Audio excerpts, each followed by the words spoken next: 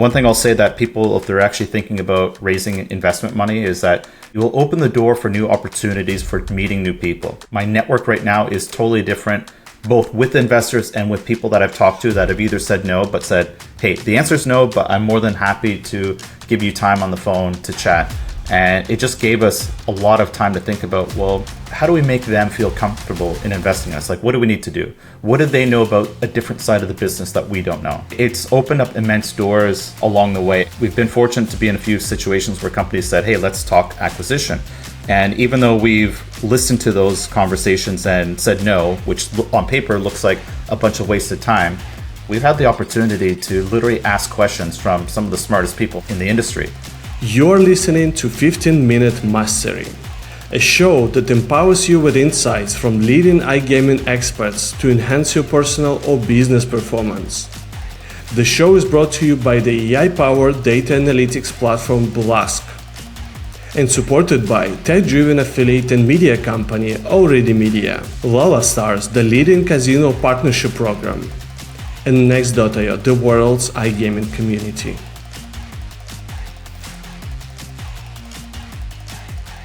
Hey guys, what is up everyone, and welcome to 15-Minute Mastery. My guest today is John Wright, one of the most amazing human beings in the iGaming industry, also a co-founder at StatsDrone, the affiliate program Stats Tracker. John has got an amazing experience in the affiliate space, but today we're not going to talk about it, and we're going to talk about the story behind StatsDrone, and the most importantly on how to build a successful startup, bootstrapping, on how to manage your finance, on how to scale your business. John, it's so nice to have you here, and I cannot wait to start the conversation. I'm looking forward to this. Awesome. So let's start with the very first thing. You guys been all over the industry. You won amazing awards. You and Daryl are one of the biggest experts in this industry when it comes down to affiliation. But the most interesting part of your business, and especially like you personally, is the way how you guys build your company. iGaming has been, many say outdated industry for years, and people such as you guys are on the forefront of the innovation and the startup. And there are so many young minds are really building new products from scratch, new businesses from scratch, going through the challenges, trying to understand how to build a business, how to raise funds. So I really want you to share the early days of StatsDrone, focusing on some of your key challenges, you faced while bootstrapping the startup, and maybe some of the strategies you used to overcome them. That's a pretty loaded question. The challenges were all over the place. I've spent my career in not just iGaming, but every aspect of affiliate marketing as an affiliate manager, as an affiliate. So we're building something that, even though there are a couple competitors in the market that I could have looked up to, I feel like we're building something that I can't quite copy someone. It's not like the path has been carved and I could just go, I'm just going to copy them. And I think in iGaming, there's a lot of parallels there where a lot of people, they're just kind of looking at what other people have done. And my personal experience is the more we start going off the path and making mistakes is when we learn a lot. So we've learned a lot from building what we've built, and we've learned a lot from having to go to market. Like, we're not an affiliate business anymore. We're now a SaaS company. So we have to sell to people. I've always enjoyed the B2B aspect of the industry, and I feel like this is where I belong as a home. So in terms of everything, bootstrapping was a critical part of our initial success. We did do some fundraising, which I do think helped us quite a bit. But in saying that, I now have switched my mindset that I think if we could have learned from the mistakes that we made from early on, I would say we would have bootstrapped so hard that we wouldn't have raised investors. But in saying that, I don't regret it, because some of the investors we got on board were very lucky. And the fact that we were bootstrapped to begin with gave us the patience to not say yes to some deals that we simply didn't like at all. We just never wanted to be in a position where we would have to accept something and then we now have to live with that partner. And then, I'm sure you've seen this. I think some companies have actually been maybe destroyed, or they've given themselves a ceiling by accepting some of these deals. So it's just about trying to build your own path. So I was wondering, how did you guys balance bootstrapping the finance management on how to, grow the company, deliver the new features, but at the same time, keep it low. So what were like the things behind your success in this field? Yeah, that's a tough question. I'd say there's always a bit of luck behind some companies, but the luck is you make your own luck. So in our situation, in the last 10 years, I've worked with maybe 4 to 5 different development teams. And what I've done was I kind of gave each one of these companies a project to work on. And over those 10 years, the current team we have in Bulgaria, they eventually got all the projects. They were just that good. So we're lucky that we were able to kind of figure things out in that sort of weird way. Now, going back to the opposite side of investing, away from bootstrapping, when we did get our funding, it gave us the power and the comfort to say, what else can we do to invest more in product? So we've hired people from sales, but it's not worked out. And we've just invested more into product. And without knowing if this was the right decision or not, we just basically said, let's go for it. So we're lucky that we hired a SaaS UX design agency that their experience it's SaaS. They're not a UX agency that can do SaaS. They're very specialized in that. So it cost us a little bit of money, but the investment paid off quite a bit.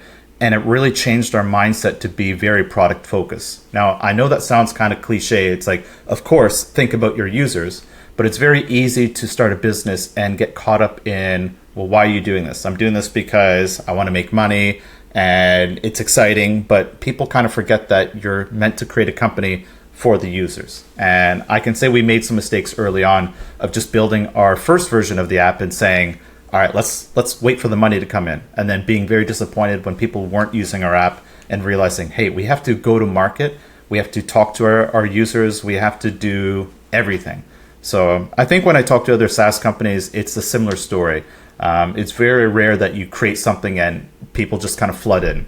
I think with affiliates, sometimes you're able to create a site and maybe it starts getting, some rankings in Google. And I think affiliates maybe don't understand what it's like to be on this side of the fence where you can just create something and maybe in 6 months you're making pretty good money. And it was some painful learning experiences, but ones that I would never change. I would definitely be more than happy to do it all over again. I really like what you said about the product, because if you think about, not even iGaming, but business in general, I think you have like 2 biggest approaches: marketing-led, business, and then the product-led business. I think in your case, the stake you made on the product itself is paying off, because when the product is so good, it just creates this like infinite viral and referral loop for you guys where the product sells itself. So I think essentially my philosophy has been the same all over the years. The product always should be coming first, and it's a cliche which everyone is saying, but essentially it's not, because many kind of companies, they fall into the trap of creating a marketing-led business rather than the product-led business. So I really like your approach here. So you went from the bootstrapping, and your company started, like you said, getting more clients, getting more revenue. So what was the pivotal moment or like decisions that enabled you guys for a scale? Because if you think about you guys now, like it's a successful company with, with some awards, like a recognition, obviously the company and brand awareness. So what was the pivotal moment or decisions that enabled you to grow and dominate? Tough question. I like to say that we try to build in public, but I think we can actually do more in terms of sharing our stories. And we've done everything except for sharing numbers of customers and revenue and all that. I think if people actually saw what was behind the scenes in the numbers, I think they would see a very bad lag where things just took a lot of time. So in my strong opinion, I think we've had a great product from day one. But I hate to say it, but when we did redesign our SaaS app, it changed the perceptions of people. And then it became kind of like a snowball effect that once we had the new design, people believed that it was good. And they kind of been hearing their stories in the background. So November of last year is when we relaunched with the new app. February of this year is when we relaunched with the mobile version of the design. And that has just become like its own self-fulfilling prophecy where people are talking to each other. And yeah, we're 11 people in the company. We have nobody for sales, and the next hire is probably not going to be sales. And it's not to say that I don't care about sales. I actually like sales. I like the challenge of it. But yeah, it's just been a weird journey where the snowball effect is kind of like it's now overwhelming us in a good way, where we're kind of looking at our work. Like we're fortunate to have won 2 awards, and that's actually just spiked our business. So we're now kind of going. We just have to stay on top of it and be there for customers, and try to keep focused on pushing the envelope of building a better product, which is what got us here in the first place. So I do think it's more product-led growth first. There is marketing, and the marketing that's worked well for us has been LinkedIn. The podcast that I've got has helped open up a lot of doors, and that's been the primary two. And with the exception of going to conferences, seeing people in person, and just being visible, as long as we can be top of mind in the positive sense, then that's what we're aiming for. Oh yeah, that's a great insight, and I'm a fan of your podcast, and whenever I travel, I always have a few episodes downloaded to listen to them. So I think you mentioned also one interesting thing, like earlier on about the decision making process on whether to bring in investors or not.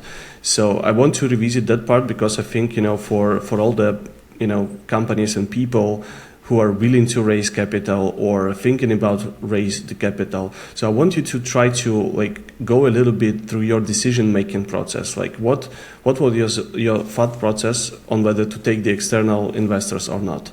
Yeah, great question. We didn't know what we're getting into. We knew that there was a new level of business that was behind the scenes. We've never been a part of it as either investors or raising. So I kind of wanted to challenge ourselves and say, what are we going to learn? I don't know. We've seen examples of some companies that have raised money. I think probably maybe the most famous one is, I think, Better Collective raised some money. Catena Media raised some money. And you see them as they became public and became massive giants. So you're kind of wondering, is this what we should be doing? In revisiting that whole process, it was an amazing journey. It was like a big slap in the face of being told no. And it's like, well, what is no? What's behind the no's? So every time we got a rejection from an investor just gave me more power and will to go further.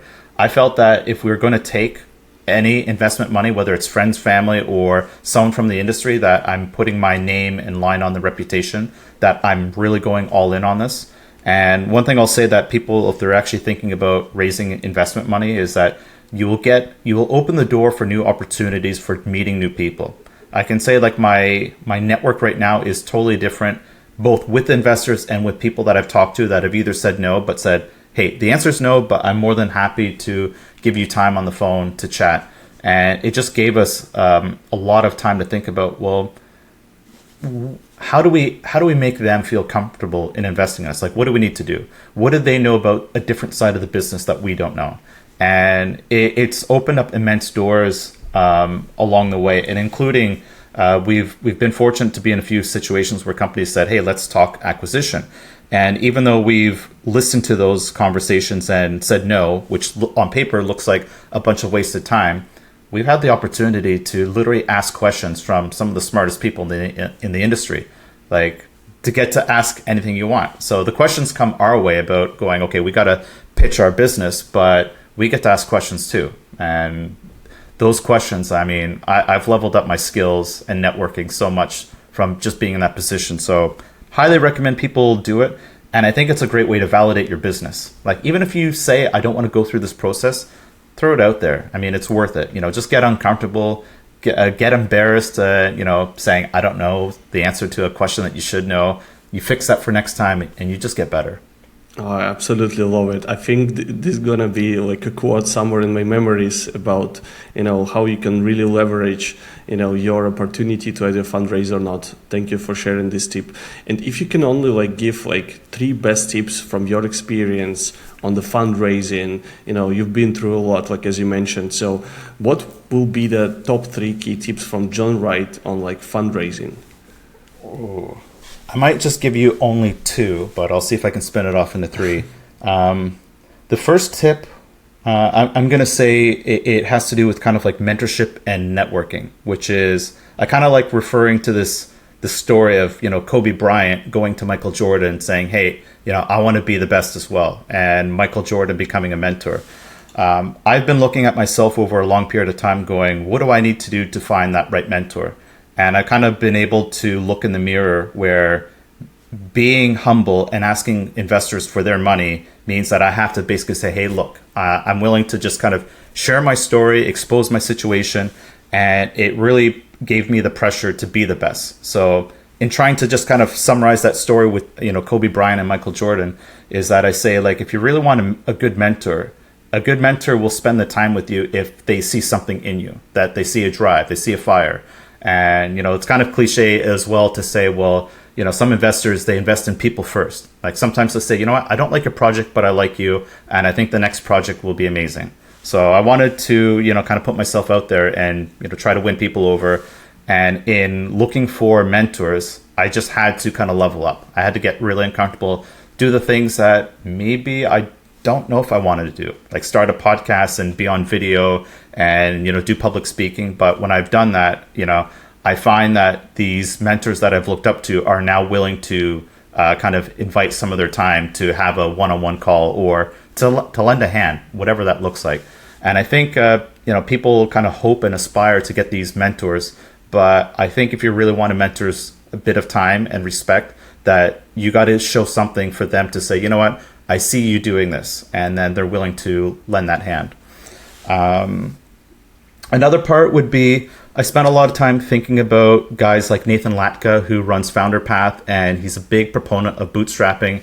His story is that he did a bunch of fundraising, and he's almost like against the investment world, and for not a bad reason. He raised money for his company. He eventually lost majority ownership. He did an exit, but it was not one that he was happy with. He's like, great, now I have to start all over. But he built a business that is all based on his premise of going, if I was able to bootstrap, I'd be able to own my own company, and that becomes part of his story. So being a company that's done bootstrapping first with investment to accelerate, and considering a second round, I said, you know what, let's adopt this bootstrap mentality and take the inspiration from people like Nathan Latka, like Guillaume Mubesh from Relentless, where they just say, you know what, bootstrap and make things happen. You can spend a lot of time waiting for investors, and if they don't come around, it's like, what was a better use of my time? Trying to impress the next customer or win the next business, or try to win an investor. I've done both, and getting an opportunity to do it one more time, I'm like, you know what? The third time, I've got the investors we need. They basically said, anytime you want more money, it's there, which is great. But it's kind of like, you know what? Let's not sell any more equity. Let's bootstrap it, and let's not raise again if we need to, or take the time to have these amazing network opportunities to say, if we are going to raise a second round, what would it look like? And let's be patient. Bootstrapping gives you the financial ability to be patient, and that's very understated. Well, I absolutely love your tips, and I think me, when I started my first business almost like 15 years back, knowing some of the advices you just mentioned would have been completely changed my journey. So I really hope that some of the insights you shared right now will be insanely valuable for all the people in our niche, and possibly even beyond iGaming, to be able to improve their businesses and essentially their lives. Thank you so much, John. I really enjoyed our conversation. It was a pure gold. Thank you so much for spending your time with us. Awesome. Thank you so much. Thanks, John.